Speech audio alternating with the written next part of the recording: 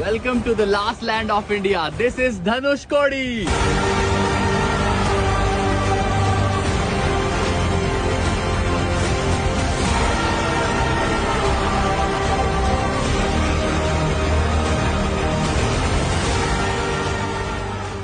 आता आपण आलोय धनुषकवडीला, the last land of India. आणि आम्ही आलोय 2750 किलोमीटर दूर आपल्या होम टाउन पासून ही ट्रिप करत करत 9 दिवसामध्ये.